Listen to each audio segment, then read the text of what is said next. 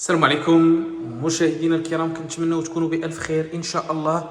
كيف كنوعدكم مشاهدينا الكرام ديما بالجديد بالنسبة للشقق اللي كيتواجدوا في سيدي رحال الشاطئ. يعني مشاهدينا الكرام غنوريوكم شقق اللي جاو ممتازين تبارك الله في التصميم اللي جد رائع تبارك الله في السونتر ديال سيدي رحال الشاطئ.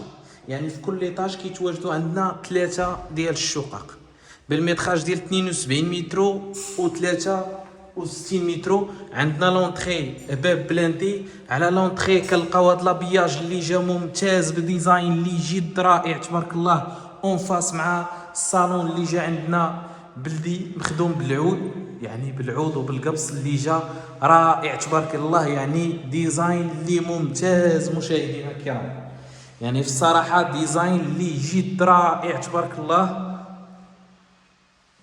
بالنسبه لصباغه الحيط يعني صباغه اللي ممتازه، الزليج 50 على 50 كومباكتو اللي اون فاس معنا لابياج اللي جات بلاصه التلفازه يعني في الصالون. يعني الشقه ديال 63 متر كتكون من صالون، جوج ديال البيوت، كوزينه وجوج ديال الحمامات، وعندنا فيها الباركو سويت بارونتال.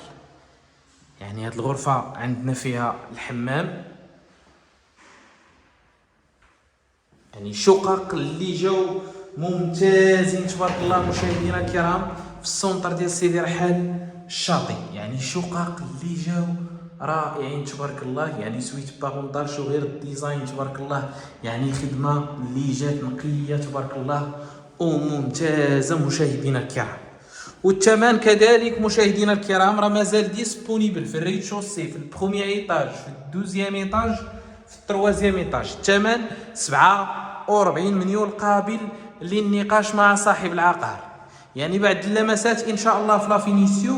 يعني بالنسبه للسانيتير يوم سيمانه تقريبا او 3 ايام ويكونوا جاهزين. بالنسبه للتيترات راه جاهزين التسليم في الحين، كنا صورناهم من قبل، مازال الصباغه ما دازتش ديال الكوزينات. هاي تبارك الله راه دازت هاد الصباغه، يعني صباغه ضد الماء يعني تبارك الله. يعني لافينيسيو اللي جات ممتازه في التصميم اللي جا هائل تبارك الله مشاهدينا الكرام.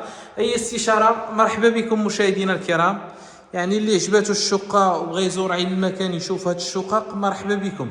حنا راه الاشاره والثمن راه 47 مليون قابل للنقاش مع صاحب العقار. شكرا على المشاهده، كنتمنى الفيديو ينال الاعجاب ديالكم مشاهدينا الكرام.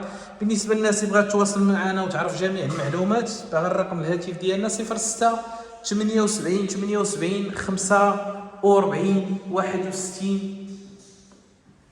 وشكرا على المشاهده مشاهدينا الكرام، الى شقه قادمه ان شاء الله باذن الله.